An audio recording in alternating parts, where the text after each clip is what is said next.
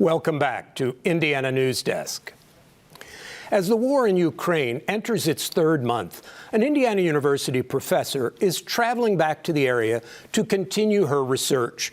Elizabeth Dunn is director of the IU Center for Refugee Studies and is studying the humanitarian aid response in Europe, where an estimated 15 million Ukrainians have been displaced by the war. Mitch Legan talked with her over Zoom to discuss the latest on the ground in Ukraine. Can you set the scene for me, what it's like when you're there? I mean, I can't even imagine. What is just day-to-day life for you like? I am outside of Przemyśl, Poland, and I have been working here on the Polish-Ukrainian border. People are passing through the border point at Medica, which is like Marrakesh. It's like being in a Moroccan bazaar with people handing out coffee and tea and sandwiches and clothes and phones. And then they go onwards to the rest of Europe. But what's really important is that a lot of people are feeling like they need to get back. They need to support their husbands who are fighting, because men ages 18 to 65 are not allowed to leave. So people are going back. They're trying to support the war effort inside Ukraine. Are people starting to come back into Ukraine more? Is that where more of the aid's focused on now? So most of the aid response now has gone into Ukraine, particularly to the city of Lviv in Western Ukraine, which has never been occupied by the Russian military. So that's now the center of aid. So we'll be following the international aid agencies in. The international agencies took a good month or 6 weeks to get going, which was too late for the initial response because millions of people came out before then. But they're now up and running and centered in Lviv. So we'll look at how they're helping people who are internally displaced inside Lviv or inside Ukraine.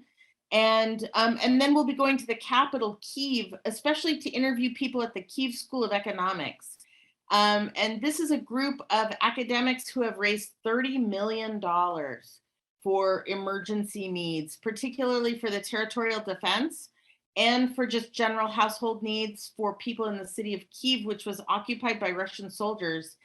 And the Russians were eventually pushed out of Kyiv by everyday people who had signed up for the territorial defense. So it's kind of a miracle story, and we'll be talking to people at the Kyiv School of Economics who raised millions and millions of dollars to do this. How is the European refugee, maybe international refugee network? You study this, how would you say it's done handling this incredible influx of displaced people? I think that the international aid community has done very little, frankly, to help this enormous refugee movement, the biggest since the end of World War II. The bulk of the work here has been done by local Polish people, Polish volunteers, with some aid from the Polish government. Particularly government at the local level and at what would be like the state level for us. A lot of our viewers will obviously be familiar with the influx of Afghan evacuees that we got. Is there any comparison for these two events? Yeah, I think, of course, the Afghans actually experienced a lot less trauma than the Ukrainians because they had to leave so suddenly and so fast.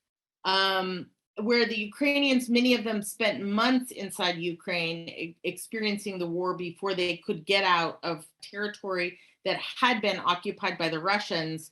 But the similarity is the open hearts and the open hands of neighbors and friends. And, I'm here, I spent today in Rzeszów, Poland, which is a town I've been working in for 30 years. And what I saw was the same thing I saw in Bloomington. I saw everyday people who literally just opened their doors, gave their spare bedrooms, gave people clothes and food and a warm welcome. And they didn't treat them like the beneficiaries of charity. They treated them like neighbors.